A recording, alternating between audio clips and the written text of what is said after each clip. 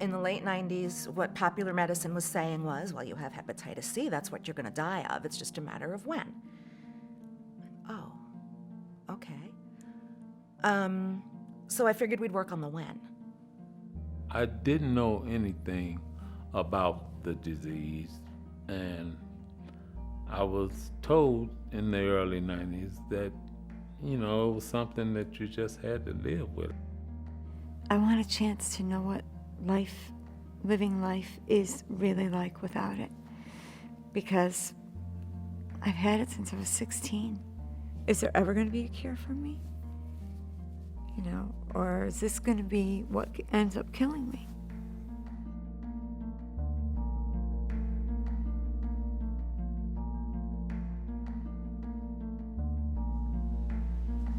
You don't go around telling people you have hepatitis C. I don't look sick. They don't know what I feel inside. So I feel lonely having it.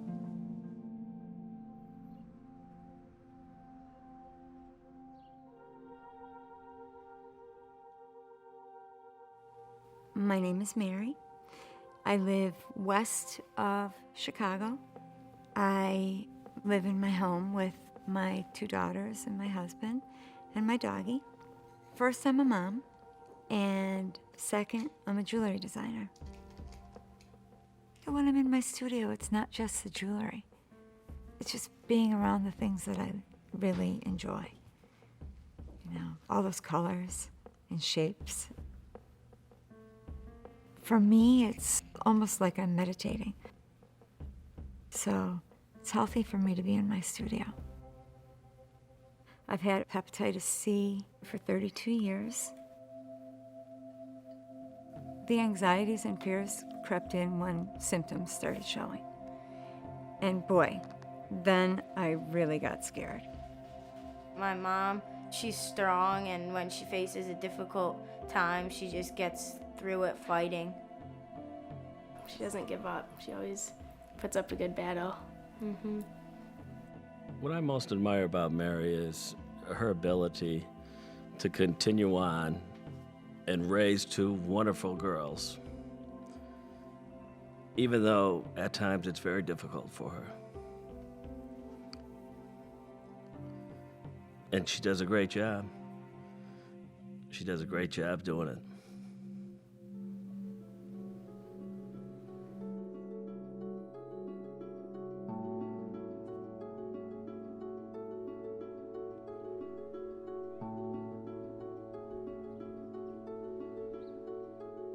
My name is Alvin, and I'm originally from here in Chicago. I was born and raised here, and I drove a truck for 25 years, and the company closed down, so I retired, so to speak, and get a little pension, and it works, it helps out. I was first diagnosed with Hep C in the early 90s, and I had no idea that I had any kind of medical problems, and I was pretty much in shock. Alvin is a compassionate individual, very caring, very supportive in our family. He's kind of the glue that binds our family together. My youngest son, he would talk with his Uncle Alvin before he would talk to me sometimes. He had some issues, and Alvin was a part of him putting those issues behind him. And he's doing fantastic now. I think the fact that he's got that Hep C is a constraint. He can't go all out like he would normally go out. I think Alvin gets tired, and he sometimes has pain. He copes with it through his spirituality. Oh, Father, I come this afternoon, first and foremost of all, to say thank you. thank you, Father, and I ask you to forgive me for my sins, those that I've committed against you, those that I've committed against others, those that I've committed against myself.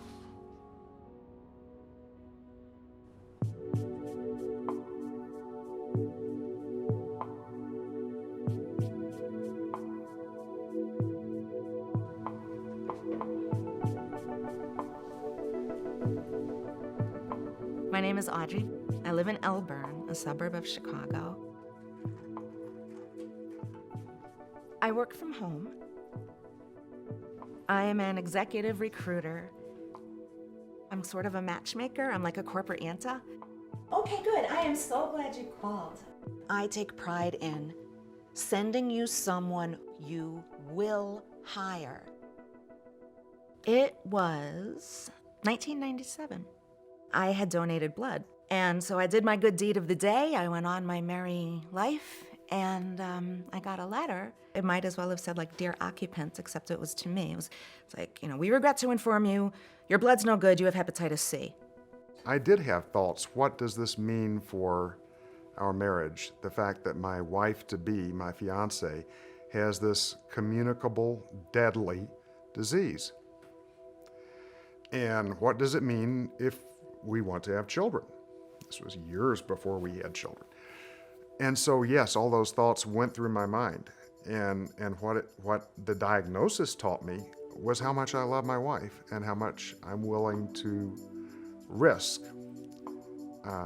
to have her in my life for the rest of my life. Ruffy, come here. Come here. I don't think it ever crossed my mind not to tell my sons about my wife's disease. It was just a matter of how do you deliver the message. We knew that our mom had some sort of disease, but we didn't know how bad it was.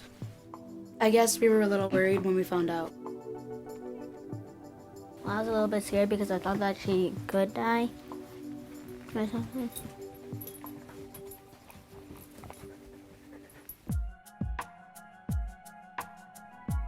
The prevalence of hepatitis C in Chicago is similar to other American large cities.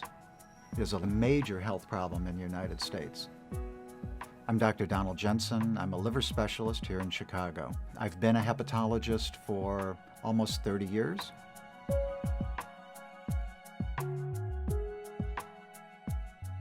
Chicago is a terrific city to work with hepatitis C patients, in part because of its diversity. Hepatitis C is a disease that affects patients of all race and walks of life.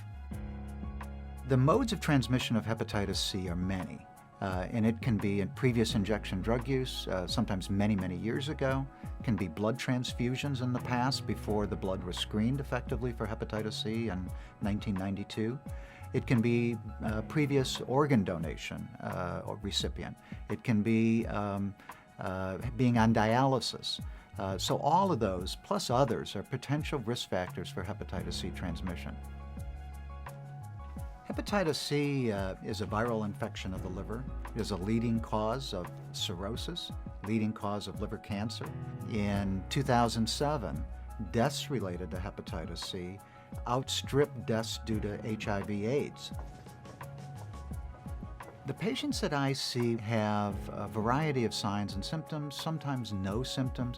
But one thing they all have is they all have fear of hepatitis C and what its potential outcomes may be. Hi, Dr. Janssen. Hi, how are you? I'm good. I feel really good. It took me a while to find Dr. Janssen. It took me a while. But once I found him and our relationship grew, automatically things changed for me. Again, stay positive. I mean, you've been really good with I staying know, positive. I've been filled with hope. It's just that I'm so afraid that it's not going to happen for me. Listen, don't ever Don't go give up. there. Mary is a fascinating individual. She has cirrhosis, so she's been through treatment and has failed therapy. She's concerned about the progression of her liver disease and fearful of what that might mean, but extremely hopeful in the science of therapies and the potential for a cure for her disease. Dr. Janssen, How are you? you doing well Good in to see yourself? you. Good Thank to you, see you. sir. Come on and have a Good to seat. see you. You've had hepatitis C for many years. Yeah. How many years have you known about it? About 30 years. About 30 years. Yes. Because of your cirrhosis, Right. because you've had this 30 years, and because we don't want to see this disease progress, I want to treat you now. Yeah. Well, it sounds good, and I will, confer with my family, and we'll get together and have prayer and see what we can, what we decide collectively. Right.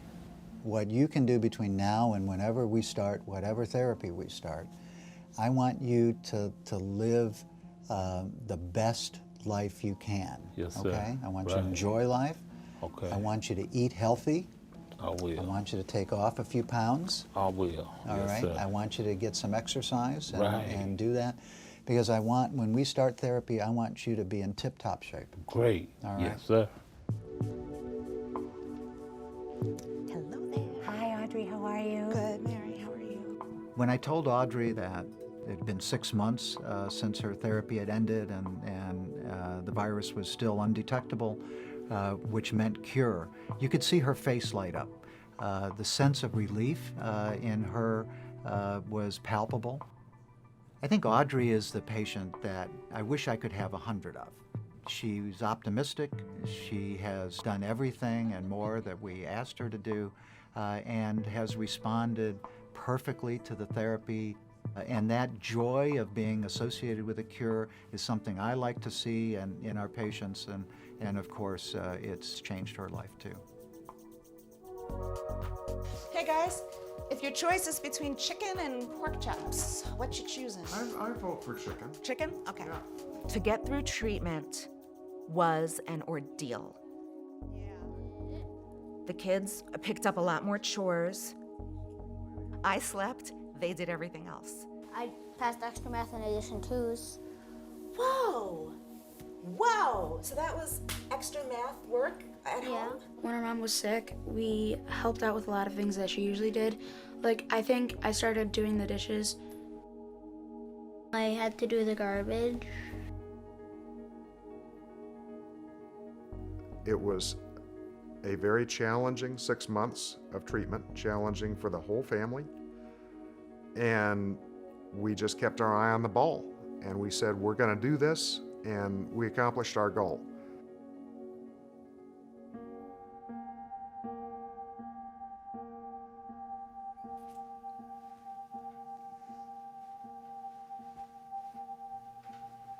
The first treatment was very, very difficult. Emotionally, I found myself becoming a shell. It was hard on my kids to see me like that. This treatment is not going to do that to me. When I feel like I'm slipping away, my plan is that I'm going to tell my husband and my kids, come on, pull me in, sit down with me. It's okay. You sit next to me. Don't be afraid. I'm gonna pull out some of these dishes here. Dad always contributing. I believe if you have a strong family support system to support Mary, it makes it easier for her. And on my part, that's easy for me to do. And it's easy because I'm not the one going through the treatment. I support Mary when she's going through this, and I try to do everything I can to make it easier on her. You do. I definitely feel a sense of urgency. I'm ready. I'm ready for treatment. Instead of being filled with fear all the time, I'm filled with hope that there is something that is going to work for me. Very filled with hope. For anybody with hepatitis C, this is the best of all times to be considering therapy. I feel like it is important for me to go get treated very soon. We don't know what tomorrow brings, but I'm excited about trying the treatment out. I'm looking forward to living without Hep C. It would really be a blessing. I don't do this work alone.